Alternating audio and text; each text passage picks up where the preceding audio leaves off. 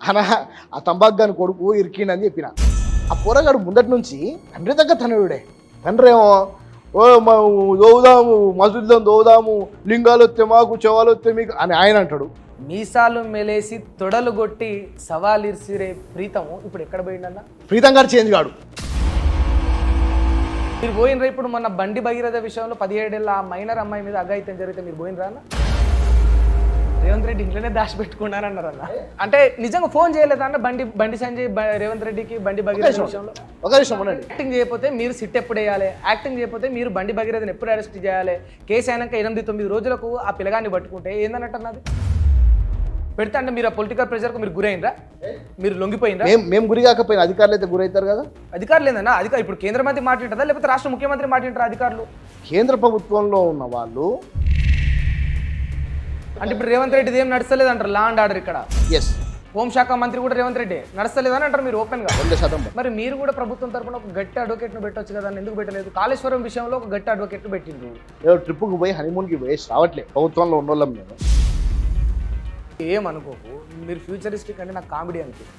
ఇప్పుడు మీరు ఇన్ని ఇల్లులు కూల్చిరుగా అన్న, ఎన్ని చెరువులను మీరు నిర్మించిండ్రన్న చెప్పుండ్రి. కవిత పార్టీ పెట్టే రోజు ఫ్రంట్ పేజ్ యాడ్ అంటే మినిమం 50 లక్షలు ఉంటుంది. రాష్ట్రంలో ఉన్న 28 మేజర్ పత్రికలకు మీరు ఫ్రంట్ పేజ్ యాడ్ ఇచ్చినా అడుగుతున్నాను నేను. సరే మరి మీ నినాదం ఏంటి అసలు? కాంగ్రెస్కి ఒక నినాదం ఉందా? అనాల్సిన అవసరం లేదు, ఆచరణలో పెడుతుంది. బీజేపీలో ప్రజాస్వామ్యం లేదు. ఈరోజు రేవంత్ రెడ్డి గారు పాన్ ఇండియా లీడర్ అండి. అదే సింహాద్రి. నమస్తే, వెల్కమ్ టు మైక్ టీవీ. నేను మీ సింహాద్రి. ప్రస్తుతం మనతోటి తెలంగాణ ఎస్సీ కార్పొరేషన్ చైర్మన్ నగారి గారి ప్రీతం గారు ఉన్నారు. అసలు తెలంగాణ రాష్ట్రంలో 2.5 ఏళ్ళు దాటిపోయినా కూడా కాంగ్రెస్ ప్రభుత్వం అనుకున్న అన్ని హామీలను నెరవేర్చిందా అనేది మొదటి పాయింట్. రేవంత్ రెడ్డి గారు బీజేపీ తోటి కలవబోతున్నారనే ఒక ప్రచారం సాగుతుంది. అసలు ఈ అంశాలన్నిటికీ సంబంధించి ప్రీతం గారితో అడిగి తెలుసుకుందాం. అన్న నమస్తే, బాగున్నారా అన్న? ఏం మాట్లాడాలి సింహాద్రి గారు, మీరు ఓపెనింగ్లోనే లేని అన్ని మాట్లాడుకుంటూ చెప్తే ఫస్ట్ ఏమవుతుందంటే మనిషి మానసికంగా రేవంత్ రెడ్డి గారు బీజేపీతో పోయేటట్టు కాదన్న, అది నేను సొంతంగా అన్నది కాదన్న. సాక్షాత్తు నరేంద్ర మోడీ అన్నాడు, రేవంత్ జీ మేరా సే జూట్ జావో అన్నాడు. అది నిజం కాదా? జూట్ జావో అని ప్రధానమంత్రి హోదాలో మాట్లాడము ఆయనకు మనం వదిలేసేయాలి. అంటే వారికి డిస్ట్రక్షన్ అలవాటు, మా కన్స్ట్రక్షన్ అలవాటు. వారు ప్రభుత్వాలు ఏర్పడ్డ తర్వాత వాటిని కూల్చడం వాళ్ళు నేర్చుకున్నాం. మేము ప్రజాస్వామ్యబద్ధంగా ప్రజల అనుమతితోని ప్రభుత్వాలు ఏర్పాటు చేయడం మేము నేర్చుకున్నాం. వారికి మాకు తేడా అదే. మీరు మా పార్టీలకు వచ్చేసేయండి, మీరు మా దగ్గరికి వచ్చేసేయండి, మీకు నిధులు ఇస్తాము అని అంటే మొట్టమొదటిగా ప్రధానమంత్రి గారి మీద రాష్ట్రపతి గారు ఇమ్మీడియట్గా చర్యలు తీసుకోవాలి. ఇటువంటి వ్యాఖ్యలు చేసినందుకు ప్రధానమంత్రి హోదాలో చేసే వ్యాఖ్యలు కాదు. ఇంటర్వ్యూ స్టార్ట్ చేసినప్పటి నుంచి ఒక విషయం జరుగుతుందని అడగవచ్చా? అడుగు. అంటే మీలో నిజంగా ఒక పాత ప్రీతం ఎవరైతే ఉంటారో అది కనిపిస్తలేడన్న. పాత ప్రీతం గారు చేంజ్ కాడు. ప్రీతం గారు చేంజ్ కాడు లేదన్న. అంటే ఇప్పుడు ఈ రాష్ట్రంలో ఒక చిన్న తప్పు జరిగినా ఎక్కడైనా అది తప్పు అని అనిపిస్తే మీసాలు మెలేసి తొడలు కొట్టి సవాలిసిరే ప్రీతము ఇప్పుడు ఎక్కడ పోయిండన్న? అటువంటిది ఏమైనా ఉంటే ముఖ్యమంత్రి గారి దగ్గర పోతా, సేమ్ మీసాలు తిప్పుతా, తొడ కొడతా, అక్కడ చెప్పేసి వస్తా అన్న ఇది తప్పని. కానీ జనాలు దాంట్లో నేను కాంప్రమైజ్ కాను. మీరు పోయినరా? ఇప్పుడు మొన్న బండి భగీరథ విషయంలో 17 ఏళ్ళ ఆ మైనర్ అమ్మాయి మీద అఘాయిత్యం జరిగితే మీరు పోయినరా అన్న? దాని మీద అందరికంటే ముందు ముఖ్యమంత్రి గారి దగ్గరికి పోయి చెప్పిందే నేను. మీరా ఫస్ట్ చెప్పిందే నేను. ఏమని చెప్పిండ్రని నాకు ఒకసారి స్పష్టత ఇస్తారా? అనా ఆ తంబాకు కొడుకు ఇరికిండని చెప్పిన. ఏందన్నా మళ్ళీ ఒకసారి? ఆ తంబాకు కొడుకు ఇట్లనే మరి అని తంబాకుగానే అంటాం, మరి ఇంకేమంటాం? ఆ తంబాకు కొడుకు ఇరికిండనా అని దాన్ని గట్టిగా చేసి అని బొక్కలు నూకాలే చిన్న చిన్న పొర్లతో ఏందన్నా అని చెప్పి. అంటే సరే మీరు అన్నారు ఆ మాట, నేను అనలేను. కానీ ఇప్పుడు బండి సంజయ్ మరి నిజంగా ఆయన ప్రొటెక్ట్ చేసింది మీరు ఎవరికైతే అర్జీ పెట్టుకోరు ఆ రేవంత్ రెడ్డి కాదా? రేవంత్ రెడ్డి గారు ప్రొటెక్ట్ చేసిండ్రా? చేయలేదా? ఏ విషయంలో ప్రొటెక్ట్ చేసిరండి? మైనర్ అమ్మాయి విషయంలో. ఇప్పుడు బండి భగీరథను ఎక్కడ ప్రొటెక్ట్ చేసిరండి? జైలు వేసినాం కదా. ఎప్పుడు జైలు వేసిరన్నా? కేంద్ర మంత్రి కొడుకుని తీసుకెళ్ళి దాచిపెట్టుకుంటే దాన్ని కూడా రేవంత్ రెడ్డికి లింకప్ చేస్తే నాకు అర్థం కాదు. రేవంత్ రెడ్డి ఇంట్లోనే దాచిపెట్టుకున్నారన్నారన్న. ఈ రేవంత్ రెడ్డి నేనేమంటున్నా, రేవంత్ రెడ్డి ఇంటి గేటు దగ్గర దాకా కనీసము వాళ్ళ కుక్కను కూడా రానియాడు. బండి సంజయ్ కుక్కనా? వాళ్ళ కుక్కను కూడా దగ్గర రానియాడు అంటున్నావు మా రేవంత్ రెడ్డి గారు. నువ్వు ఇంకా అలా కొడుకుని అంటున్నావు నువ్వు. అంటే నిజంగా ఫోన్ చేయలేదా అన్న బండి సంజయ్ రేవంత్ రెడ్డికి బండి భగీరథ విషయంలో? ఫ్రెండ్లీగా ఏమైనా చేసుకుంటే నాకు తెలియదు, వాళ్ళ మధ్యలో ఫ్రెండ్షిప్ ఉందా నాకు తెలియదు. ఫ్రెండ్లీ కాదు, ఈ కేసు విషయంలో ఏది ఈ కేసు అదే నేనేమంటున్నా, రేవంత్ నాకు ఫోన్ చేసిండా లేదా అన్న ఫోన్ చెక్ చేయలే, ఈయన ఫోన్ చేసిండా లేదా, ఆ కేటీఆర్ కేసీఆర్ లెక్క నేను ఫోన్ ట్యాపింగ్లు చేపియలే, మాకు అలవాట్లు లేవు. రేవంత్ రెడ్డి గారు స్పష్టంగా బండి భగీరథ్ ప్లేస్లో ప్రీతం గాడున్న బొక్కలేస్తాడు, నువ్వు గుర్తుపెట్టుకో. నేను దగ్గర కదా, నేనున్నా బొక్కలేస్తాడు, సొంత తమ్ముడున్నా బొక్కలేస్తాడు, నువ్వు గుర్తుపెట్టుకో. రేవంత్ రెడ్డి గారు, రేవంత్ రెడ్డి నేను అంటున్నా కదా, నిజంగానే he's not a politician, he's a leader. Bandi Bhagirath విషయంలో నరేంద్ర మోడీ గారు వస్తుండే, దాని ముందు రోజు ఏదో జరిగింది, దాని 2 రోజుల ముందు నైట్ ఏదో జరిగింది. దాని తర్వాత రేవంత్ రెడ్డి గారు కూడా కంటిన్యూస్ టూర్స్లలో ఉండే, దాని నెక్స్ట్ రోజు అది బాగా ఫోకస్ అయింది. నేను రేవంత్ రెడ్డి టూర్లో ఉంటే పోలీసులు అందరూ ఉన్నట్టు కాదు కదా అన్న. ఏది నేను అదే చెప్తున్నా వినండి. కేసు అయింది హైదరాబాద్లో, అవును. ప్రధానమంత్రి గారి పర్యటన రోజే అన్న ఇట్లా జరిగిందన్న, ఈ తంబాకు గారిని కొడుకు ఇట్లా చేసిండు, ఆల్రెడీ వాడు అప్పుడు ఒకసారి కొట్టుండే హాస్టల్లో, నీకు గుర్తుందో లేదు, అవును.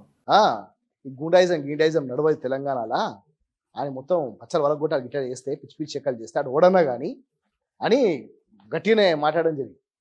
దాని తర్వాత ప్రధానమంత్రి సభ అయిపోయిన తర్వాత మళ్ళీ ఈవినింగ్ అన్న ఇమీడియట్గా డీజీపీకి కాల్ఫర్ చేసి ఏమైందా, ఏం సంగతి ఏంటి అంటే, సార్ మొత్తం టోటల్ బందోబస్తులో ఉండే సార్ ఇది, దాని గురించి అని చెప్పి ఆయన మీద ఆల్రెడీ మనం ఒక టీంని పెట్టినాము, కానీ ఆయన దొరకట్లేడు సార్, ఎక్కడ పోయిండో, ఇమీడియట్గా స్పెషల్ టీమ్స్ని పెట్టి చేయండి అని చెప్పి దొరకకపోవడం నాకు అర్థం కాదు. కానీ పారిపోయి దాచుకుంటే ఏం చేస్తాం, ఫోన్ ట్యాప్ చేయొచ్చు అంటే మీరు సిగ్నల్స్. ఇగో మా సంజన్న తంబాకు బిజినెస్ అని నీకు తెలుసు కదా, అది నిజమే, నీకు మజాక్ కావాలి. నాకు తెలియదే. తంబాకులో కూడా దొరికింది కదా అప్పుడు, గిట్కాలు కేసులో దొరికింది, నీకు తెలియదు, పాత కేసు. అయితే సీక్రెట్స్ ఉంటాయి కదా, ఇవన్నీ బిజినెస్ ఎక్కడ జరుగుతాయి, చీకటి రాజ్యంలో జరుగుతాయి. ఆ చీకటి రాజ్యానికి నేను అధిపతి ఉండే అప్పట్లో, గుట్కాలు తంబాకులు వాటిల్లో. ఇప్పుడు కూడా వేసుకుంటాడు పక్కకి, ఇట్లా జడదాబాయిలు వేసుకొని మాట్లాడుతుంటాడు, జోడాబాయిలు. అయితే తీసుకెళ్ళా జోడాబాయిలు అందరూ పెడితే మేము ఎక్కడ వెతకగలుగుతాం, వాళ్ళు ఇంట్లో వెతికిండ్రు, దొరకలే. ఇప్పుడు మీరే పట్టుకురా పిల్లగాన్ని, ఏది మీరు పట్టుకురా పిల్లగాన్ని, మరి లేకపోతే వాళ్ళే వచ్చి లొంగిపోయారట ఎవరు ఆ పిల్లగాన్ని. ఇక దొరికించుకునే దగ్గరికి అందరూ వచ్చి చెప్తాను మేము వచ్చి లొంగిపోయినామని. లొంగిపోయేటోడు ఎందుకు మరి పోలీస్ స్టేషన్కి రాలే, ఎందుకో తప్పు చేయనోడికి రాలే, ఆడు మొత్తం వాయిస్ రికార్డులు బయట పడుతున్నాయి కదా. ఆ పోరగాడు ముందటి నుంచి తండ్రి దగ్గర తనయుడే, నిజంగా అంటున్నా కదా, తండ్రికి మించే. మరి తండ్రి అన్నా కానీ ఒక రేంజు, తండ్రి ఏమో దోవుదాము మసూద్దాం దోవుదాము, లింగాలు వస్తే మాకు చెవాలు వస్తే మీకు అని ఆయన అంటాడు జోడాబాయిలు వేసుకొని. ఇలా కొడుకేమో మొత్తం మందు వేసుకుంటా, ఇక చిన్న పిల్లలు లేదు పెద్ద పిల్లలు లేదు, అంతా పెద్ద తోపుగాడు లెక్క అనమాట. ఈయననేమో ఈయన దగ్గర ఏం లేదు, ఎగిరెగిరి పడుతుంటాడు, నేను చూసుకుంటా అనా ఇక ఎందుకు అనా అంటాడు ఈడు. ఆడేమో పెద్ద రౌడీగాడు లెక్క. వాడు హాస్టల్లో ఒకసారి దొరికినప్పుడే తండ్రి ఏం చేయాలి, మెత్తగా 2 దోమి బిడ్డకి ఇవన్నీ చేయకని చెప్పాలి. కానీ ఆఖరికి ఇప్పుడు ఏమా పోయి ఆడ ఊకునే, లోపల పోయి ఊకునే, తండ్రి దగ్గర తనయుడు అంటున్నా. మా రేవంత్ రెడ్డి ఇట్లాంటి వాళ్ళని పిప్పి తీస్తాడు, ఆశామాషే కాదు. బయటికి యాక్టింగ్ చేస్తాడు రేవంత్ రెడ్డి, ఇంటర్నల్ గా సంబంధాలు యాక్టింగ్ చేయాల్సిన అవసరం ఉంది. మరి రేవంత్ రెడ్డి యాక్టింగ్ చేయకపోతే మీరు సిట్ ఎప్పుడు వేయాలి, యాక్టింగ్ చేయకపోతే మీరు బండి భగీరథని ఎప్పుడు అరెస్ట్ చేయాలి, కేసు అయినాక 8-9 రోజులకు ఆ పిల్లగాన్ని పట్టుకుంటే ఏందన్నట్టు అన్నది. ఏమంటున్నా, నిజంగా బీజేపీకి చిత్తశుద్ధి ఉంటే ఫస్ట్ బండి సంజయ్ని మంత్రివర్గం బీజేపీకి లేదనుకుందాం. మరి బర్తరఫ్ చేయకపోతే ఆయన మంత్రిగా, కేంద్ర మంత్రిగా మినిమం పొలిటికల్ ప్రెషర్ పెడతాడు కదా. పెడతా అంటే మీరు పొలిటికల్ ప్రెషర్ కు మీరు గురైనరా, మీరు లొంగిపోయినరా? మేము గురి కాకపోయినా అధికారులు అయితే గురవుతారు కదా. అధికారులు ఏందన్నా, ఇప్పుడు కేంద్ర మంత్రి మాట్లాడదా లేకపోతే రాష్ట్ర ముఖ్యమంత్రి మాట్లాడతారా అధికారులు? కేంద్ర ప్రభుత్వంలో ఉన్న వాళ్ళు ప్రధానమంత్రిని అడ్డం పెట్టుకొని, గవర్నర్ అడ్డం పెట్టుకొని ఇక్కడ తెలంగాణ రాష్ట్రంలో ఈ విధమైన అరాచకాలు రేవంత్ రెడ్డి ఏం నడుస్తలేదు అంటారు. లా అండ్ ఆర్డర్ ఇక్కడ హోంశాఖ మంత్రి కూడా రేవంత్ రెడ్డి నడుస్తలేదు అని అంటారు మీరు. అందుకే కదా, అందుకే ఇప్పుడు రేవంత్ అన్న యాక్షన్ స్టార్ట్ అయింది కదా. ఇప్పుడు రాడు జైలుకి, మళ్ళీ బయటకు వస్తాడు కదా ఇప్పుడు పిల్లగాడు. రాని మంచిదే కదా, అంటే కస్టడీకి వస్తాడు, కస్టడీలోకి తీసుకుంటున్నాం, కస్టడీలోకి రాని సంగతి ఏందో తెలుస్తాం. తప్పది. నేనేమంటున్నా, ఆ ప్లేస్లో నా బిడ్డైనా నా చెల్లైనా నా అక్కైనా ఎట్లా రియాక్ట్ అవుతారో అట్లనే ఉంటుంది. రేవంత్ అన్న ఆషామాషి వదిలిపెట్టాడు, ఎంత దగ్గరోడైనా వదిలిపెట్టాడు. బండి భగీరథ్ పులి స్టాప్ అంతే పక్క. ఏ ఆయన బయటికి రాగానే ఏమైనా స్పెషల్ పర్మిషన్ పెట్టుకుని అంటే ఆడు వేరే దేశం కూడా పోలేడే, పాస్పోర్ట్ సీజ్ చేస్తారు కదా, వేరే దేశం పోలేడు. మరి ఈయన చీకటి సామ్రాజ్యాలు ఏమైనా ఉంటే అక్కడ పంపించుకోవాలి అంతే. ఇది అంతకంటే ఎక్కువేం చేయలేదు. మా అండమాన్ నికోబార్ అడవిలో అన్నింటినీ కొట్టేస్తున్నావు మా ప్రధానమంత్రి ఉమ్. అండమాన్ నికోబార్ ఐలాండ్లకు పంపించి బండి భగీరథకి అక్కడ ఏమైనా చేసుకుంటే చేసుకోవచ్చు. వీడైతే బతకలేడు, ఇక కథం క్లోజ్. ఇప్పుడు బండి భగీరథ విషయంలో రేవంత్ రెడ్డి స్ట్రిక్ట్ గా సీరియస్ గా ఉన్నాడా? ఎస్, శిక్ష పడే అవకాశాలు ఉన్నాయా? 100% పడుతుంది. పక్కా. శిక్ష పడేది మొత్తం సెక్షన్సే క్లియర్గా ఉన్నాయి. రేవంత్ అన్న మా చేతుల నుంచి పోయింది, న్యాయ వ్యవస్థలకు పోయింది. న్యాయ వ్యవస్థ వదిలిపెట్టదు, జ్యుడిషియల్ వదిలిపెట్టదు. జ్యుడిషియల్ వదిలిపెట్టిన ప్రీతం గారు వదిలిపెట్టాడు. చల్ అంతేనా? అదే డౌట్ ఆన్ రికార్డ్ అన్న రికార్డ్ అవుతుంది. Doubt ఏ లేదు. ఒకవేళ ఇందులో ఏమైనా మార్పులు చేర్పులు వస్తే మళ్ళీ ఇంటర్వ్యూ కూర్చుందాం అన్న. డౌట్. బండి భగీరథ లాంటి ఆ. హ్యూమనైజర్ ఎవరిని వదిలిపెట్టాం. ఉమ్. డ్రగ్స్ విషయంలో చూస్తురుగా రేవంత్ రెడ్డి గారు ఎవరినన్నా వదిలిపెడుతున్నాడా అని నిజం మనస్ఫూర్తిగా చెప్పు. అరే ఒక్కసారన్నా కానీ నువ్వు అప్రిషియేట్ చేయాలి. అన్న డ్రగ్స్ విషయంలో ఒకసారి ఏందన్నా 100 సార్లు చెప్పమంటే చెప్తా. డ్రగ్స్ విషయంలో రేవంత్ రెడ్డి ప్రభుత్వం చాలా స్ట్రిక్ట్ గా ఉంది. ఈ నేనే విషయంలో చెప్తున్నా, కూడా నేనే చెప్తున్నా. ఈ విషయంలో కూడా వదిలిపెట్టాడు రేవంత్ అన్న. నాకు తెలుసు ఇటువంటి విషయాలు అయితే వదిలిపెట్టాడు. ఇంకేమైనా తప్పు చేసిన నన్ను పోయి కాలు పట్టుకుంటే క్షమిస్తాడేమో కానీ ఇటువంటి విషయాలలో అయితే నాకు తెలుసుగా అన్న గురించి. ఉమ్. నేను తప్పు చేసిన అన్న అని నేను పోయి కాలు పట్టుకున్నా కన్నుడు అంతడు కానీ క్షమించాడు. చూద్దామన్న. అంటే ఈ విషయంలో నిజంగా మీరు ఎంత స్ట్రిక్ట్గా ఉన్నారనేది రేపు చట్టం పరిధిలో ఉన్నది కదా ఈ కేసు. నిజంగా కేసు ట్రయల్కి వచ్చినప్పుడు తేలుతుంది దాన్ని బట్టి. ఇక వాళ్ళు పెద్ద పెద్ద అడ్వకేట్స్ పెట్టుకుంటారు. ఒక అడ్వకేట్కి 30 లక్షలు అంటే గంటకి. మరి మీరు కూడా ప్రభుత్వం తరపున ఒక గట్టి అడ్వకేట్ను పెట్టొచ్చు కదా, ఎందుకు పెట్టలేదు? కాళేశ్వరం విషయంలో ఒక గట్టి అడ్వకేట్ను పెట్టిండ్రు. మరి అదే మీరు ఇప్పుడు బండి భగీరథ విషయంలో మీరు ఎందుకు పబ్లిక్ ప్రాసిక్యూటర్ని గట్టి అడ్వకేట్ను నియమించలేకపోయినరు? మన దగ్గర అద్భుతమైన పబ్లిక్ ప్రాసిక్యూటర్స్ ఉన్నారు. ఉంటే బండి భగీరథ కేసులో ఎందుకు నియమించలేదు పబ్లిక్ ప్రాసిక్యూటర్ను? ట్రయల్కి రాని ఫస్ట్ కస్టడీలోకి తీసుకొని కస్టడీలోకి తీసుకోవాలి కదా. కస్టడీలోకి తీసుకోక ముందుకే మీరు దాని తలకటి అడ్వకేట్ను పెడితే నిజంగా కేసు ట్రయల్కి వచ్చినప్పుడు ఇంకేం తలకటి అడ్వకేట్ను ఉంటాడు? ప్రజెంట్ ఇంకా ఆర్డెన్స్ చూడలేదు, కోర్పొరేట్ సోమ్లింగ్ అన్నట్టు ఉంది. ఫస్ట్ టైం లోపలికి పోయిండు, జర రిలాక్స్. కానీ మనోడు చీకటి సామ్రాజ్యంలో కూడా బాగా మందు సాగున్నట్టున్నాడు. పోయి పిల్లోడు ఇప్పుడు లోపలికి పోయిండు. జైలు తెలుస్తుంది, వాతావరణం తెలుస్తుంది. ఏనాడు కూడా వాళ్ళ అయ్య కానీ వాడు కానీ వాళ్ళ కుటుంబ సభ్యులు కానీ ఎప్పుడు జైలుకి పోయిన వాళ్ళు కాదు కదా. మేమేమో ఉద్యమాలు అనుకుంటూ చేసుకుంటూ నువ్వు ఆడ గడిపేసి వచ్చినాం. ఏం లేకుండా ప్రభుత్వంలో కూర్చురు కదా వాళ్ళు, కేంద్ర మంత్రులు అయ్యారు కదా. కొంచెం చూడని, పోయి జైలు ఏందో చూడని, కథ ఏందో చూడని. పొద్దుగా లేపుతారు 6 గంటలకి, 7 గంటలకి అలా తిండి పెడతారు. తెలుస్తుంది కదా జరా బారకి ఎట్లుంటుంది, కథ ఏమి ఉంటుంది, పనులు ఏం చేపిస్తారో అని తెలుస్తాయి కదా. తెలియని పోరగానికి ఇప్పుడు ఆడు వస్తాడు. బయటికి వచ్చిన తర్వాత ఎవరైతే బత్తాయి కానీ బాగా ఎగిరినరో అలాగే వస్తుంది తొందరలోనే. అందరికి మంచి సమాధానం వస్తుంది. చూద్దామని. అంటే నిజంగా మీరు అంటే ఇలాంటి ఆడపిల్లలకు అన్యాయం జరిగితే స్ట్రిక్ట్గా ఉండాలని కోరుకుంటున్నాం, ఉంటారని కూడా నమ్ముతున్నాం. అంటే రేవంత్ రెడ్డి మీద నమ్మకం లేకపోతేనే అంత ఓపెన్గా బహిరంగంగా మేరా సే జూట్ జావు అంటాడన్న నరేంద్ర మోడీ. అంటే ఏమంటున్నా, 8 ఎమ్మెల్యేలు 8 ఎంపీలు ఉన్న పార్టీలకు ఎందుకు పోతారు? ప్రభుత్వంలో ఉన్నోళ్ళం మేము. ఆ 8 మందిలో ఒక 5-6 మంది మాకు టచ్లు ఉన్నారు. మీరు పొమ్మన లేక పొగబెట్టిరు మా రాజాసింగ్ అన్నకి. ఆయన పాపం అటు కాకుండా ఇటు కాకుండా గోడ మీద నిల్చొని ఉన్నాడు. అంటే ఎంతోమంది ఉన్నారు. బీజేపీలో ప్రజాస్వామ్యం లేదు, మా దగ్గర అంతర్గత ప్రజాస్వామ్యం ఉంది. ఆడ మాట్లాడలేరు, మా దగ్గర మాట్లాడే అధికారం ఉంది. బీజేపీనే మా దిక్కు చూస్తుందంటే బీజేపీ మీ దిక్కు పూర్తి స్థాయిగా మా దిక్కు చూస్తుంది బీజేపీ. తెలంగాణ బీజేపీ దేశవ్యాప్తంగా కూడా నరేంద్ర మోదీ గారు ఏదైతే చేస్తున్నారో దాన్ని సొంత పార్టీ నాయకులు జాతీయ స్థాయిలో కూడా వ్యతిరేకిస్తున్నారు. అది ఆయనకు కూడా తెలుసు. తొందరలోనే బీజేపీ బ్లాస్ట్ కాబోతుంది. ఏదన్నా 24 రాష్ట్రాలలో అధికారంలో ఉన్న బీజేపీ బ్లాస్ట్ అవుతుందా అన్న? తిప్పి కొడితే మీరు 5-10 రాష్ట్రాలలో కూడా అధికారంలో లేరు. అదే సింహాద్రి చరిత్ర. వారు కూడా ఒకానొక సమయంలో పార్లమెంట్లో 2 ఎంపీలు ఉండే. వారు పనిచేసింది, వారు ఒక సంకల్పంతో ముందటికి వెళ్ళింది. ఈరోజు 24 రాష్ట్రాలలో ఉన్నారు. 26 రాష్ట్రాలలో కాంగ్రెస్ పార్టీ అధికారంలో ఉండి కేంద్ర ప్రభుత్వంలో ఉన్న రోజులు కాంగ్రెస్ పార్టీకి కూడా ఉన్నాయి. మళ్ళీ తిరిగి సాధ్యం అవుతుంది అనుకుంటారా? తిరిగి సాధ్యం కావడం కాదు, సాధ్యం చేసి చూపిస్తామా. ఎట్లా, ఏ నమ్మకంతో, ఏ ధైర్యంతో? మా భారత రాజ్యాంగం మీద నమ్మకం. సెక్యులర్ అనే పదంతో, ఈక్వాలిటీ అనే పదంతో, లిబర్టీ అనే పదంతో భారత రాజ్యాంగంలో ఉన్న సెక్యులర్ని మీరు తీసే ప్రయత్నం చేస్తున్నారు. లిబర్టీ లేకుండా చేస్తున్నారు. ప్రజలకి ఈక్వాలిటీ అసలే లేకుండా అసమానతలు పెంచే విధంగా మీరు చేస్తున్నారు. ఆ భారత రాజ్యాంగం ఏవైతే సెక్యులర్, లిబర్టీ, ఈక్వాలిటీని నమ్ముకున్న పార్టీగా, భారత రాజ్యాంగం మీద నమ్మకం ఉన్న వాళ్ళగా తప్పకుండా దాన్ని బేస్ చేసుకుని మేము ప్రభుత్వంలోకి వస్తాం. వాళ్ళు మీకంటే మంచి నేను అర్థం ఎత్తుకున్నారు, నేషన్ ఫస్ట్ అని అంటున్నారు. మాకు నేషన్ లాస్ట్ అంటున్నాం. ఏమన్నా అంటే బీజేపీ అనగానే జై శ్రీరామ్ అనగానే ఇక అదొక నినాదం, ఇది బీజేపీ నినాదం. జై తెలంగాణ అనగానే అది బీఆర్ఎస్ నినాదం.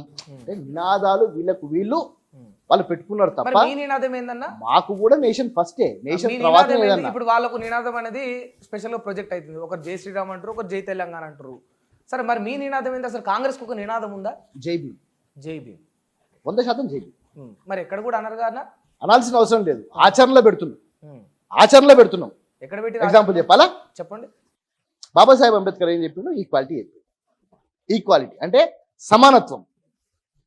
సమానత్వంలో ముందడుగేసింది రేవంత్ రెడ్డి. ఎగ్జాంపుల్ చెప్పాలా? 70 సంవత్సరాల స్వతంత్ర భారతదేశంలో పేదలు దొడ్డు బియ్యం తింటుండే, ధనికులు సన్న బియ్యం తింటుండే. పేదలు ధనికులు అందరూ ఒకే రకం బియ్యం తినాలని ఈరోజు రేషన్ కార్డుల మీద సన్న బియ్యం ఇచ్చుకుంటా ఈరోజు అందరిని సమానత్వంగా పెట్టింది రేవంత్ రెడ్డి కాదా? కానీ సమానత్వం అన్నారా? సరే, ఇది పక్కన పెట్టేసి నేను పుట్టినప్పటి నుంచి, మా నాన్న వాళ్ళు చదువుకున్నప్పటి నుంచి సోషల్ వెల్ఫేర్, మా ఎస్సీలకు సోషల్ వెల్ఫేర్, ట్రైబల్ గురుకులాలు ట్రైబల్స్, మైనారిటీస్కి మదర్సాలు, ఈ విధంగా ఒక్కొక్క కులానికి బీసీలకు మహాత్మా జ్యోతిరావు పులే వసతి గృహాలు. ఈ విధంగా చూసుకుంటే గురుకులాలన్నీ ఏ కులాలకు వాళ్ళకు ఉంటుండే. అంటే బీసీలు దాన్ని చదువుకోవాలి, ఎస్సీలు సోషల్ వెల్ఫేర్ చదువుకోవాలి. ఈక్వాలిటీ పరంగా మళ్ళీ వస్తున్నాను. గురుకులం అంటే కులం లేదు, ఎస్సీ ఎస్టీ బీసీ మైనారిటీ అందరూ ఒక దగ్గరనే చదువుకోవాలి. చదువు దగ్గర కులం ఏంద్రా ఎదవా అని చెప్పి ఈరోజు యంగ్ ఇండియా ఇంటిగ్రేటెడ్ స్కూల్స్ రాష్ట్ర వ్యాప్తంగా 12,600 కోట్లతోని ప్రతి ఒక్క నియోజకవర్గంలో ఈరోజు నలుగురు ఆల్ ఎస్సీ ఎస్టీ బీసీ మైనారిటీతో పాటు అగ్రవర్ణాలు కూడా చదువుకునే విధంగా 25 ఎకరాలలో క్యాంపస్ కట్టుకుంటూ అందరిని ఒక దగ్గర చేర్చి ఉచిత విద్య ఇప్పిద్దామన్న ప్రయత్నం చేస్తుంది రేవంత్ రెడ్డి. నిజం కాదా?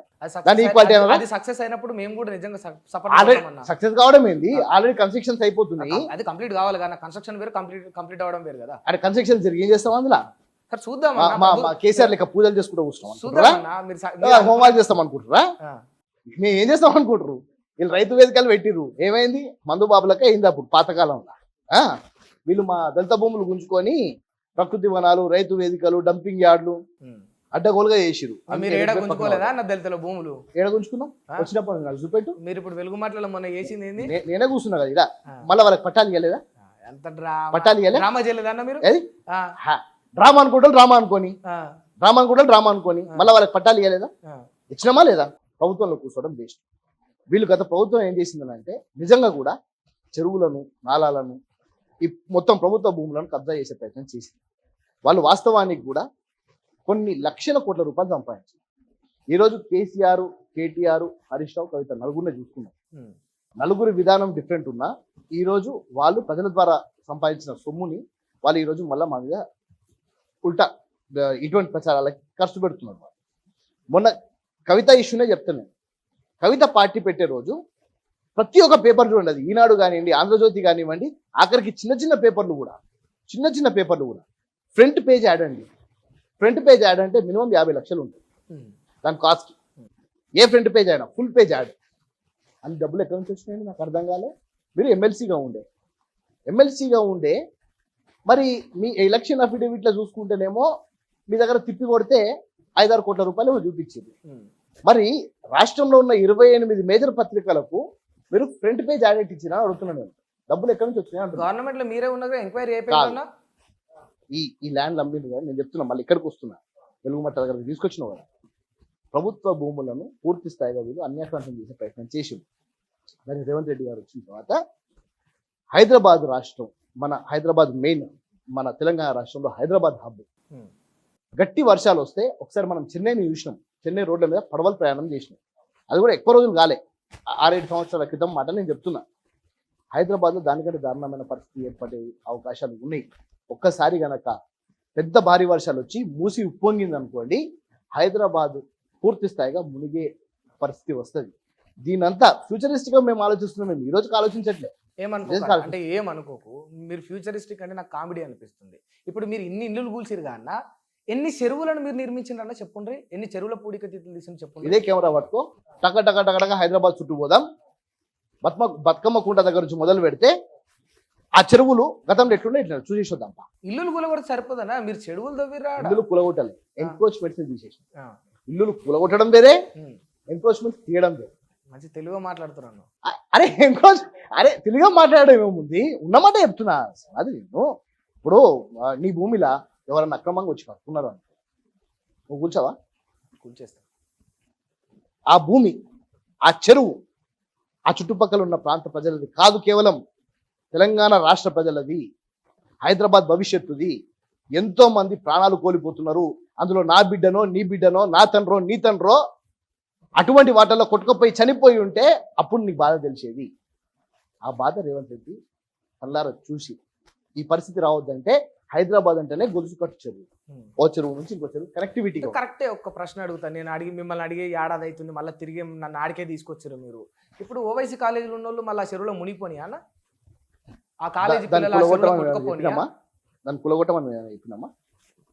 ఏడాది అవుతుంది నాకు అప్పుడు గిదే మాట అన్నారు. ఎవ్వరు అతీతం కాదు. గీడనే కూర్చున్నాం మనం గిదే ఇంటర్వ్యూలో, మీరు గిట్లే అన్నారు. కూల్చకపోతే మాట్లాడి సింహాద్రి అని నాకు సవాల్ చేసిండ్రు అన్న. It's an educational institute. వాళ్ళు కోర్టు నుంచి వాళ్ళు డైరెక్షన్స్ తెచ్చుకున్నారు. అయినా కూడా ప్రభుత్వం తరఫు నుంచి పూర్తి స్థాయిగా వాదనలు నడుస్తున్నాయి, దాన్ని కూల్చాల్సిందే. వాళ్ళు స్టే తెచ్చుకున్నారు పూర్తి స్థాయిగా ప్రభుత్వం తరఫు కూడా స్టే తెచ్చుకుండు, కానీ వదలలేదు కదా మరి. నాగార్జున విషయము కోర్టులో ఇప్పటి నుంచి కాదు, ఎన్నోసార్లు ఆయన పోయిండు, కోర్టు దాన్ని క్యాన్సిల్ చేసింది. డిస్ట్రిక్ట్ కోర్టు ఆయన వద్దంటది, హైకోర్టు వద్దంటది, సుప్రీంకోర్టు దగ్గర దాకా పోతావు. సుప్రీంకోర్టు నుంచి డైరెక్షన్స్ తెచ్చుకోలేను. ఇక్కడ నీది చెరువులో ఉందని చెప్పి హైకోర్టు తీర్పిస్తే ఆ తీర్పుని నువ్వు సుప్రీంకోర్టులోకి పోయి ఛాలెంజ్ చేసుకున్నావు తప్ప నీకు స్టే ఇయ్యలే. ఇక్కడ నాగార్జునకి ఇక్కడ వీళ్ళు స్టే తెచ్చుకున్నారు. ప్రభుత్వం తరఫు నుంచి బలంగా వాదనలు నడుస్తున్నాయి. అది ఎప్పటికన్నా ప్రమాదమే. అందులో విద్యార్థులు చదువుతున్నారు, ఇన్పేషెంట్స్ ఉంటారు, వీళ్ళకి ప్రమాదమే. దాన్ని షిఫ్ట్ చేయడానికి ప్రభుత్వం వాళ్ళకి భూమి ఇస్తుందని కూడా చెప్పింది. నాకు పూర్తి నమ్మకం ఉంది. ఓవైసీ గారు కూడా అర్థం చేసుకుంటూ తప్పకుండా షిఫ్ట్ అయితే చెప్తుందన్న. ఓకే, అయితే సంతోషం అన్న. అయినాడు మేమందరం కూడా హర్షిస్తాం. సరే, నిజంగా వాస్తవానికి చెప్పండి అన్న, రేవంత్ రెడ్డి గారు నరేంద్ర మోడీ తోటి సీక్రెట్ గా వాస్తవాలే చెప్తా. సరే చెప్పండి. ప్రీతం గాడు అన్న వాస్తవం చెప్పకన్నా అడగకు నువ్వు. వాస్తవం చెప్తారు కదా. కఠోరమైనగా మాదేమో తప్పుంటే తప్పు ఉందని కూడా చెప్తా నేను. సరే చెప్పండి, నువ్వు చెప్పేది వాస్తవం, నేను బిలీవ్ చేస్తా. నిజంగా ఇంకొక ముచ్చట ఉండదు, అబద్ధం చెప్పాల్సిన అవసరం. రేవంత్ రెడ్డి గారు నిజంగా నరేంద్ర మోడీ తోటి మంతనాలు జరపలేరా అన్న సీక్రెట్ గా? జరపాల్సిన అవసరం లేదు. ఏమన్నా ఉంటే ఓపెన్ చర్చనే చేస్తాడు. వారు ముఖ్యమంత్రి, ఆయన ప్రధాన. జరపాల్సిన అవసరం లేకపోతే ఈ 2.5 ఏళ్లలో 70 సార్లు ఢిల్లీకి ఎందుకు పోతాడన్నా? అరే ముఖ్యమంత్రి అన్న తర్వాత పోద్దా ఏంది? కేంద్ర ప్రభుత్వం దగ్గరికి పోయి నిధులు తెచ్చుకోవద్దా? దేశంలో ఏ ముఖ్యమంత్రి పోలేదు. ఎవరు పని చేయలేదు అంటున్నాను. 10 సంవత్సరాల పని చేయలేదు ఇల్లు పని చేయలే. అంటే మీరు పని చేస్తున్నారు, 100% పని చేస్తున్నారు. మరి 70 సార్లు పోతే ఎంతో పని జరిగి ఉండాలి కదా. మరి జరుగుతుంది కదా, ఎందుకు జరగదు? రిజల్ట్ సింహాద్రికి ఇదే. బయట నుంచి చూసేటోడు 70 సార్లు పోతున్నాడు అని అనుకుంటున్నారు. ముఖ్యమంత్రి గారు నన్ను కూడా 4 సార్లు ఢిల్లీ తీసుకుపోయాడు. ఇదే ఎస్సీ కార్పొరేషన్ లో బాండ్లు పెట్టి, ఇదే ఎస్సీ కార్పొరేషన్ కి కేంద్ర నిధులు వస్తే ఆ నిధులను మళ్లించి అడ్డగోలుగా వేరే వాటికి యూటిలైజ్ చేస్తే యూసీ సబ్మిట్ చేయాలి. అంటే కేంద్ర ప్రభుత్వం 100 రూపాయలు ఇస్తే ఆ 100 రూపాయలను యూటిలైజ్ చేసి యూటిలైజేషన్ సర్టిఫికేట్ ఇస్తే మళ్ళీ కేంద్ర ప్రభుత్వం 100 కోట్లు ఇస్తుంది. ఇది కేంద్ర ప్రభుత్వానికి రాష్ట్ర ప్రభుత్వానికి మధ్యలో కేంద్రము నిధులు వాళ్ళు ఇస్తున్నట్టే కేంద్రం ఇవ్వట్లే. మనం కట్టిన ట్యాక్సుల ద్వారా వాళ్ళకి ఇచ్చే షేర్లో వాళ్ళు మళ్ళీ మనకి ఇవ్వాల్సిన పైసలు ఇవి. వీళ్ళు యూసీని సబ్మిట్ చేయనందుకు మా డిపార్ట్మెంట్కి ఫండ్స్ లేవండి. ముఖ్యమంత్రి గారు ఢిల్లీకి పోయినప్పుడు నన్ను తీసుకుపోయి సోషల్ జస్టిస్ మినిస్టర్ గారు కూర్చొని గత ప్రభుత్వం చేసిన తప్పిది, ఈ యూసీలను డైరెక్ట్ క్యాన్సిల్ చేయండి, మేము మంచి ఇంప్లిమెంట్ చేస్తామని అంటే మొన్న 46 కోట్లు వచ్చింది. లేకపోతే రూపాయి ఫండ్ వచ్చేది కాదు, ఉట్టిగా వచ్చినాయా? ముఖ్యమంత్రి గారు వచ్చి కూర్చున్నారు కాబట్టి వచ్చినాయి. అట్లా రాష్ట్రంలో ఇంకా ఎన్నో ప్రాజెక్ట్స్ విషయంలో పోయినప్పుడల్లా మీరు చూస్తే కేంద్ర జలశక్తి మంత్రిని కలుస్తున్నాడు, కేంద్రంలో ప్రధానమంత్రిని కలుస్తున్నాడు, హోమ్ మినిస్టర్స్ని కలుస్తున్నాడు, సిఐడి ఆఫీసర్స్ని కలుస్తున్నాడు, అందరినీ కలిసి వస్తున్నాడు. రేవంత్ రెడ్డి గారు ఏదో ట్రిప్కి పోయి హనీమూన్కి పోయేసి రావట్లేదు. రేవంత్ రెడ్డి గారు పోయి ఇంతమందిని కలిసి వచ్చే తెలంగాణ ప్రయోజనాల కోసం, లేకపోతే రేవంత్ రెడ్డి ప్రయోజనం కోసం? రేవంత్ రెడ్డి గారికి ఇంకేం కావాలండి? ఏం కావాలి? హైయెస్ట్ అచీవ్మెంట్ చేసింది లైఫ్ లో, హైయెస్ట్ అచీవ్మెంట్ చేసింది. ఏమో సెంట్రల్ ఇంకేమన్నా ఆశలు పెట్టుకొని పోయి ఇంకేముంటుంది ఆశలు? నాకు అర్థం కాలే. ఏం లేదా? ఈరోజు రేవంత్ రెడ్డి గారు పాన్ ఇండియా లీడర్ అండి. కేరళకి పోయి కేరళ గెలిపించుకొని వచ్చిండు. వాస్తవం అది. కేరళకు పోలే, కేరళలో నిజం చెప్పండి. ఇప్పుడు రేవంత్ రెడ్డి గారి పుణ్యంలోనే తెలంగాణ కేరళలో కాంగ్రెస్ గెలిచిందా అన్న అనేది ఒక వేవ్ లో 1% ఓట్లు సుమారు 20-30 సీట్లను తేడా చేస్తాయి. 1% ఓటు, 1% అంటున్నాను నేను. ఆంధ్రప్రదేశ్లో జగన్మోహన్ రెడ్డి 1% తేడాతోని సుమారు 60 సీట్లు ఓడిపోయాడు. 60 సీట్లు. గెలుపు ఓటమికి ఒక్క ఓటు చాలు. విజయ్ గెలిచిన సీట్లలో కూడా ఒక సీటు ఒక్క ఓటుతోని గెలిచినందుకు ఆ ఒక్క ఓటు తేడా వచ్చిందని కోట్లు వేస్తే ఆయన ప్రమాణ స్వీకారం చేయనియలేదు. మీరు గమనించడం లేదు. మనము రేవంత్ రెడ్డి పోయినందుకు గెలిచిండా అని మనం హాస్యాస్పదంగా అనుకుంటే, మన నాయకుడు, మన తెలుగు గడ్డ మీద పుట్టిన మన నాయకుడు అక్కడికి పోయి ప్రచారం చేసి వచ్చినప్పుడు ఆ ప్రచారంలో రేవంత్ రెడ్డి క్రేజ్ ఎట్లుందో మనం అందరం చూసినాం. 1% ఓటం తేడా ఎక్కువ మరి రేవంత్ రెడ్డి పాత్ర అంత ఉంటే నిజంగా రేవంత్ రెడ్డి గారి మాటిని మరి మీ వాళ్ళు కేసీ వేణుగోపాల్ చేయాలి కానీ ముఖ్యమంత్రి రేవంత్ అన్న అసలు ఆ ప్రాసెస్ లో ఇన్వాల్వ్ కాదు. కేసీ వేణుగోపాల్ చేయాలని చెప్పి ఆ ప్రాసెస్ ఇన్వాల్వ్ కాలేదా?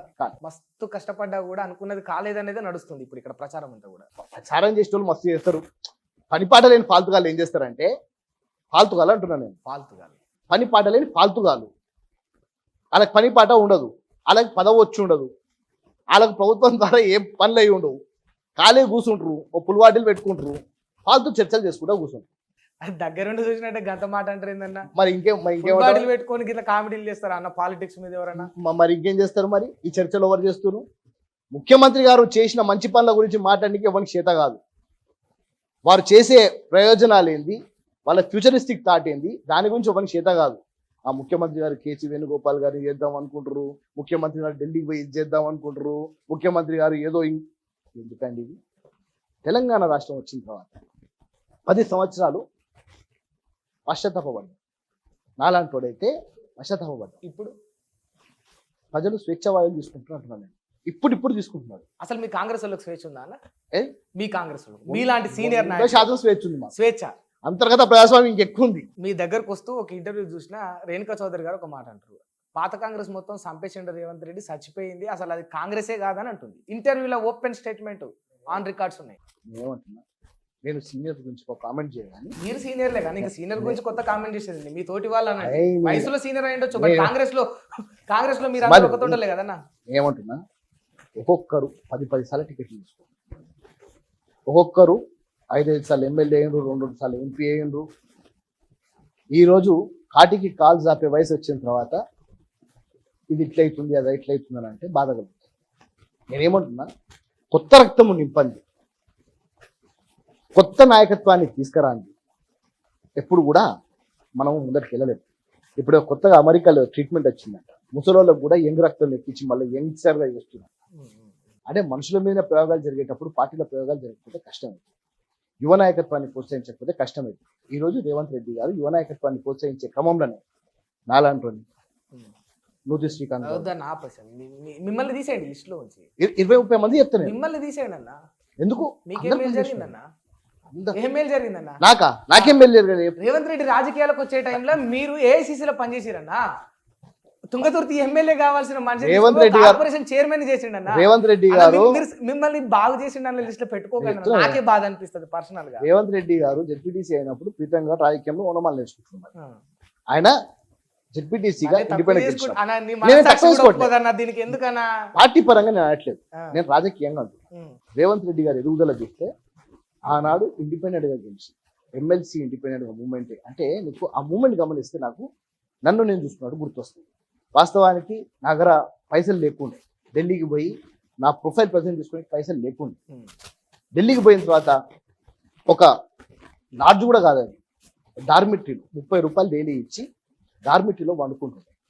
పబ్లిక్ టాయిలెట్స్లకు పోయి స్నానం చేసుకొని ఆఫీస్కి వెళ్తుంది. నాకు నా కష్టం గుర్తుకొస్తుంది. అందరూ అంటారుగా రేవంత్ రెడ్డి రోడ్ల మీద పెయింట్లు రాసిండని. సరే, ఆయన పెయింట్లు రాసిండా, ఇంకే కష్టపడి వచ్చిండా తెలియదు, కానీ ఇండిపెండెంట్గా జెడ్పీటీసీ గెలవడం చిన్న విషయం కాదు. నేను ఆ క్రమంలో నేను చూస్తున్నా. సరే, పార్టీ పరంగా కాంగ్రెస్ పార్టీ పరంగా నేను మాట్లాడలేదు ఇక్కడ. రాజకీయంగా ఎదగడానికి ఆయన పడ్డ కష్టము గొప్పోడే, ఆయన కళ నెరవేర్చుకోవడానికి ఆయన చేసిన కష్టము చిన్న కష్టం కాదు. ఆ కష్టంలో తక్కువ చేస్తలేనన్న, ఆ కష్టాన్ని తక్కువ చేస్తలేను, ఆ పోరాటాన్ని ఆ వ్యక్తి చేసిన ఏదైతే ఉందో దాన్ని తక్కువ చేయట్లేదు. అంటే మీకు దక్కాల్సింది దక్కలేదు అనేది నిజం కదా. ఇందాకనే అన్నారన్నా, నేను అబద్ధాలు ఆడను, నిజమే చెప్తాను. నాకు టికెట్ రావాల్సింది, టికెట్ మాత్రం రాలేదు. కానీ నిజంగా కూడా అదృష్టవంతుని ఎందుకు భావిస్తానంటే, నేను అదృష్టంగా ఎందుకు భావిస్తానంటే, నాకు టికెట్ వచ్చింటే నేను శుభదృష్టికే పరిమితం అవుతుండేనేమో. ఈరోజు రాష్ట్రంలో నా సీట్లో కూర్చుంటున్నా కదా. ఎందుకు టికెట్ ఇచ్చి ఒక మంత్రిని చేస్తే రాష్ట్రం అంతా కూడా ప్రజెంట్ చూడొచ్చు కదా. రాష్ట్ర వ్యాప్తంగా మీకు మంత్రి అయ్యే క్యాపబిలిటీ లేదనుకుంటురా? నేను అంటున్నా 100% అవుతా. కాంగ్రెస్ పార్టీలో మరి అదే మా బాధ నేను కూడా అదే. ఇంకా పార్టీనే, ఉమ్, ఇంకా 20 సంవత్సరాలు ఉంటా రాజకీయంలో, ఉమ్. తక్కువ 20 సంవత్సరాలు ఉంటా. మీరు 49 చాలా తక్కువ చేసి చెప్పుకుంటారు. మీరు 18 ఉన్నప్పుడే ఈ కాంగ్రెస్ పార్టీలోకి ఎంటర్ అయ్యారని నేను చెప్తున్నా. 18 కాదు 16కే ఎంటర్ అయినా కానీ 16కే చూడు మరి. 16కే ఎంటర్ అయినా. నేను 10th అయిపోయిన తర్వాత పాలిటెక్నిక్ కాలేజ్ జాయిన్ అయిన తర్వాత I'm elected president of my college. ఆ ఎలక్షన్స్ లో నేను గెలిచిన తర్వాత నేను 18 కి స్టేట్ కమిటీలకు వచ్చిన, 21 కి నేషనల్ కమిటీలకు పోయినా. నా ఏజ్ పరంగా నేను పైకి ఎదుర్కొంటూ వచ్చిన. సరే అంటే అందరికి అవకాశాలు, అందరికీ కావాలని ఉంటుంది, ఎమ్మెల్యే అందరికి మంత్రి కావాలని ఉంటుంది, ఎవరికి ఉండదు, అది అందరికీ ఉంటుంది. కానీ కొంతమందికి అదృష్టం వస్తుంది, కొంతమందికి రాదు. వాస్తవానికి నా చేతులారా నేనే నా రాజకీయాన్ని బొందబెట్టుకున్నాను. రేవంత్ అన్న ఎంపీ ఉన్నప్పుడు, మల్కాజ్గిరి పార్లమెంట్ సభ్యుడు ఉన్నప్పుడు, నువ్వు కంటోన్మెంట్ పోటీ చేయి, నువ్వు కంటోన్మెంట్లో తిరుగు అని నాకు ఒక 3 కోట్ల ఎంపీ ఫండ్స్ నాకు ఇస్తా అని చెప్పింది రేవంత్ అన్న. నేను కంటోన్మెంట్ అంతా పాదయాత్ర కూడా చేసాను.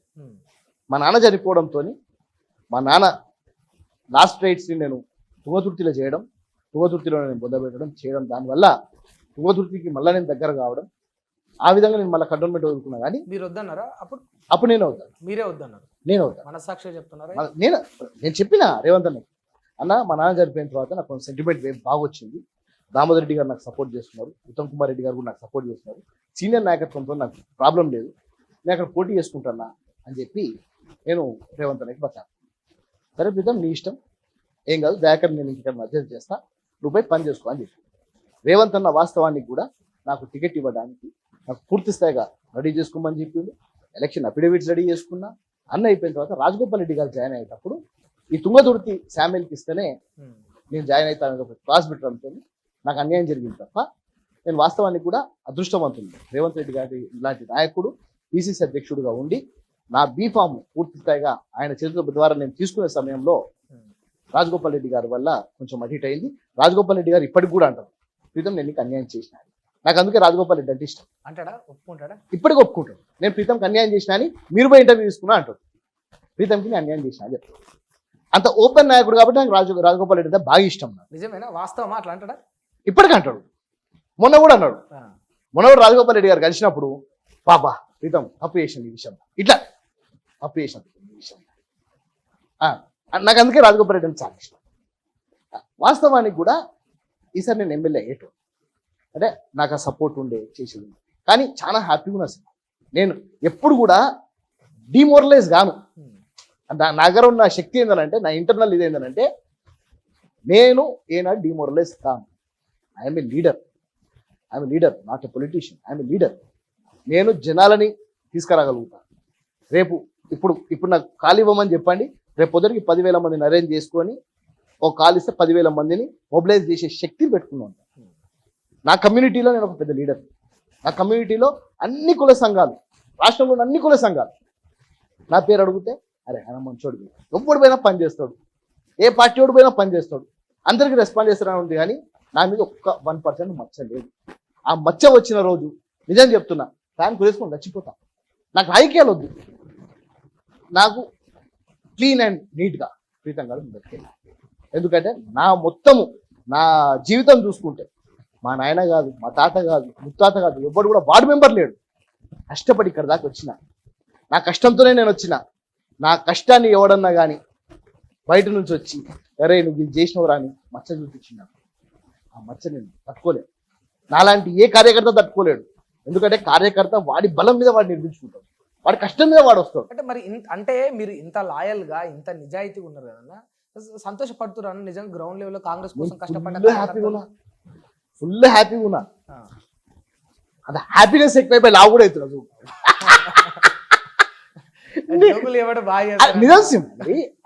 నిజంగా కూడా నాకు అసంతృప్తి అనేది లేదు. నేను నీకు అబద్ధం చెప్పట్లేదు. తెలంగాణ ప్రజల సంగతి ఏందన్నా చెప్పు. బాధపడుతుర్రు, దుమ్మెత్తి పోస్తున్నారు, చెవులతోటి వినలేని బూతులు కూడా మాట్లాడుతుర్రు ఇదే తెలంగాణ ప్రజలు ముఖ్యమంత్రిని పట్టుకొని. మళ్ళీ ఇది కూడా వాట్సాప్ యూనివర్సిటీ ఏమో బీజేపీ ప్రజా సొమ్ముని మొత్తము మొత్తం మింగి అదే సొమ్ముతోని విషం కక్కేది బీఆర్ఎస్, టీఆర్ఎస్. ఇక మరి రేపు కేటీఆర్ ఇంకా పార్టీ పెట్టుకుంటాడో లేదో తెలియదు. ఇప్పుడు వర్కింగ్ ప్రెసిడెంట్ ఉన్నాడు, మరి ఆయన ఇంకేదైనా పార్టీ పెట్టుకుంటాడు తెలియదు. వీళ్ళు దిన్నచ్చి పోస్తుంది. ఒక్కొక్క సెక్షన్ చెప్తా, ఒక్కొక్క section. First section government employees. చరిత్రలో లేని విధంగా 1వ తారీఖు శాలరీస్ పడుతున్నాయండి పాపం వాళ్ళు.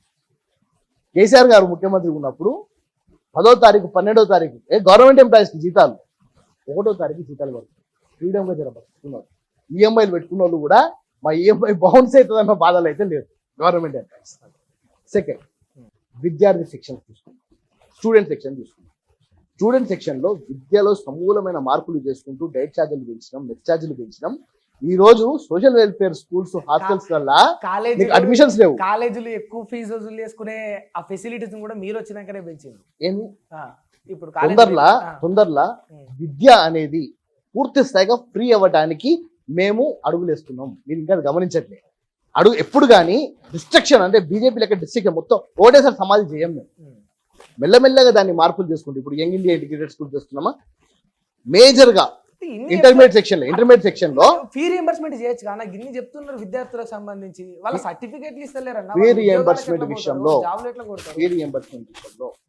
ఇంటర్నల్ గా కొన్ని వందల కోట్లు దుర్వినియోగమైంది. అడ్డగోలుగా వాళ్ళు ఫీజులు పెట్టుకుంటారు, ఫ్రీ ఎడ్యుకేషన్ అని చూపిస్తారు, గవర్నమెంట్ దగ్గర డబ్బులు తీసుకుంటారు.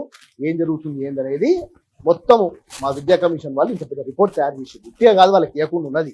అందులో ఎంతమంది దొంగలు ఉన్నారో మాకు తెలుసు. ఆ దొంగల్ని తీసేసి నిజమైన వాళ్ళకి ఇస్తాం. కానీ దాని మీద మొత్తం నడుస్తుంది. అంటే యూనివర్సిటీలేనే అండి, ప్రైవేట్ యూనివర్సిటీలు పెద్ద పెద్ద అంతా యూనివర్సిటీ మొత్తం రెడీగా ఉంది. రెడీగా ఉంటే మరి అలా పని కథం చేయాలి, రెడీగా ఉంది. కథం చేసి మరి నిజంగా న్యాయంగా విద్యను ఎవరైతే పంచినరో వాళ్ళకి వేయచ్చు కదా త్వరగా. కావాల్సిన వాళ్ళకి వస్తుంది. మొన్న బెస్ట్ అవైలబుల్ స్కూల్ స్కీమ్ కూడా వాళ్ళకు కూడా మొన్న 48 కోట్లు మొన్న రిలీజ్ చేసింది, 25%. గత ప్రభుత్వం ఏం చేసిందనంటే దీన్ని ఒక వ్యాపారంగా చేసి మొత్తం పూర్తి స్థాయిగా విద్య అంటేనే వ్యాపారం. ప్రైవేట్ యూనివర్సిటీలకు పర్మిషన్, యూనివర్సిటీలల్లో మన గవర్నమెంట్ యూనివర్సిటీలల్లో రిక్రూట్మెంట్ లేకుండా అడ్డగోలుగా వీళ్ళకి కావాల్సినట్టు చేస్తున్నారు. ఇప్పుడు విద్యలో సమకూలమైన మార్పులు చేయాలి. నిజంగా అంటున్నా, I'm proud of my leader Revanth Reddy. ఏమంటారు తెలుసా, ప్రీతం మనం పైసలు ఇవ్వలేం, మనం భూములు ఇవ్వలేం, ఏమన్నా చేయగలుగుతాం, మనం విద్య చేయగలుగుతాం. విద్య పరంగా నువ్వేమన్నా చేయి, నువ్వు కూడా నీ కార్పొరేషన్ నుంచి ట్రైనింగ్స్, స్కిల్ డెవలప్మెంట్ దీన్ని ప్రోత్సహించు. ఇవి చెప్తాను నాకు రేవంత్ రెడ్డి. అంటే ఒక గుడ్ లీడర్ ఎప్పుడు కూడా గుడ్ గవర్నెన్స్, గుడ్ ఆలోచనతో ముందరికెళ్తారు.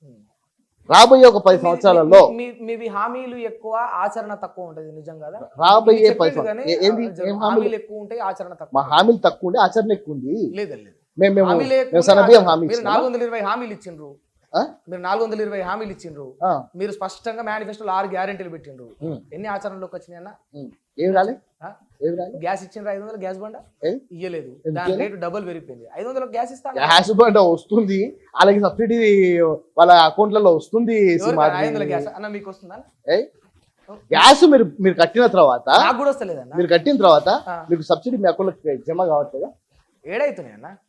రాకపోతే ఒక వస్తే మీరు మొత్తం రాష్ట్రం అంతా వస్తున్నాయంటే ఒకరో ఇద్దరికో కాదు. నిజం అంటే ఎవరికి వస్తాను మరి? ఇప్పుడు నేను అడిగితే గ్యాస్ బండి ఈయనకు వస్తలేదు అంటున్నాను, ఆయన అడిగితే ఆయనకు వస్తలేదు అంటున్నాను, నన్ను అడిగినా మాకు కూడా సబ్సిడీ. అయితే తెలంగాణ రాష్ట్రంలో పథకాలు ఎవరికి వస్తాయనంటే దానికి ప్రక్రియ ఫస్ట్ తెల్ల రేషన్ కార్డు ఉండాలి. 10 సంవత్సరాలు ఒక తెల్ల రేషన్ కార్డు ఇవ్వలేదు. నీకు పాయింట్ 1 చెప్తున్నా, ఎవరికైనా కానీ పథకాలు రావాలంటే తెల్ల రేషన్ కార్డు ఉండాలి. తెల్ల రేషన్ కార్డు కాకుండా ఏదైనా పథకం వస్తుందా తెలంగాణ రాష్ట్రంలో? మరి ఆయన అడగండి, మీరు అనగా తెల్ల రేషన్ కార్డు ఇచ్చిండ్రా? మొన్న 8 లక్షలు ఇచ్చినాం తెల్ల రేషన్ కార్డులు. 8 లక్షలు ఇచ్చినా? ఒకసారి డేటా చెక్ చేయండి, కొత్త ఎన్ని ఉన్నాయో. కొన్ని లక్షల కార్డులు ఇచ్చినాం మేము 10 సంవత్సరాలలో. ఒక్క తెల్ల రేషన్ కార్డు ఇవ్వలేదు. అర్హులు ఎవరు? తెల్ల రేషన్ కార్డు. అర్హత పొందేదెవరు? తెల్ల రేషన్ కార్డు వచ్చిన వాళ్ళు. ఫస్ట్ తెల్ల రేషన్ కార్డు ఇచ్చిన తర్వాత తెల్ల రేషన్ కార్డుతోని వాళ్ళు వాళ్ళ గ్యాస్ ఆఫీస్లో పెట్టుకుంటే వాళ్ళ అమౌంట్ కట్టిన తర్వాత సబ్సిడీ వాళ్ళ అకౌంట్లో క్రెడిట్ అవుతుంది. అందరికి వస్తుందా? చేస్తుందా? అర్హులకు వస్తుంది. కేసీఆర్కి ఏమంటే మేము ఇయ్యం, కవితకి ఏమంటే మేము ఇయ్యం, అర్హులకు వస్తుంది అంటున్నాను. ఆ అర్హత పొందడానికి ఫస్ట్ తెల్ల రేషన్ కార్డు ఇచ్చినాం. నువ్వు అర్థం చేసుకోవాలి. ఈవెన్ మన కార్పొరేషన్లో కూడా ఎవరికైనా లోన్లు కావాలంటే తెల్ల రేషన్ కార్డు ప్రామాణికం. అదే లేకుండే 10 సంవత్సరాలలో అవి ఇచ్చినాం. అంతకంటే పెద్ద అచీవ్మెంట్ ఏంది నాకు చెప్పు?